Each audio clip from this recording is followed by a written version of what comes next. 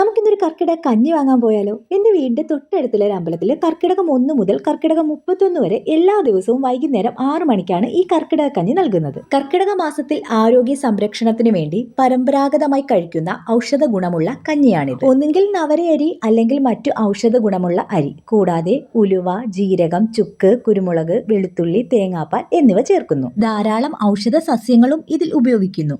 കയ്യോന്നി, തുളസി, മുക്കൂറ്റി, നിലപ്പന, തഴുതാമ, പൂവാംകുറുന്നില, നെയ്വള്ളി, കറുക, ആടലോടകം, മുയൽ ചെവിയൻ, കീഴാർനെല്ലി, കറിവേപ്പില അങ്ങനെ നീളുന്നു. എന്നാൽ എല്ലാ ഔഷധ സസ്യങ്ങളും ഭക്ഷ്യയോഗ്യമല്ല. കർക്കിടക കഞ്ഞിക്ക് അനുയോജ്യവുമല്ല.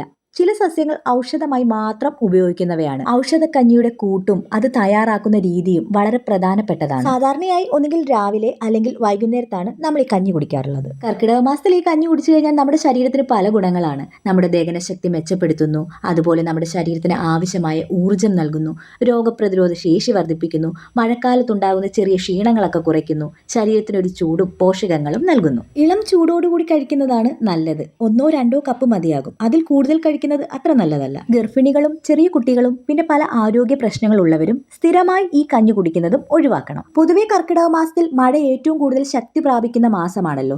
ആ കാലഘട്ടത്തിൽ നമ്മുടെ ദഹനശക്തിയും ആരോഗ്യ ബലവും ഒക്കെ പൊതുവെ കുറവായിരിക്കും. അതുകൊണ്ട് തന്നെയാണ് നമ്മൾ ഈ കർക്കിടക മാസമാകുമ്പോൾ ഈ ഔഷധ ഗുണമുള്ള കഞ്ഞി കുടിക്കുന്നത്. അപ്പോൾ ഈ കർക്കിടക മാസത്തിൽ ഒരു ദിവസമെങ്കിലും കർക്കിടക കഞ്ഞി കുടിക്കാൻ ശ്രദ്ധിക്കുക. അപ്പോൾ ബാക്കി വിശേഷങ്ങൾ നാളെ പറയാം. ബായ്.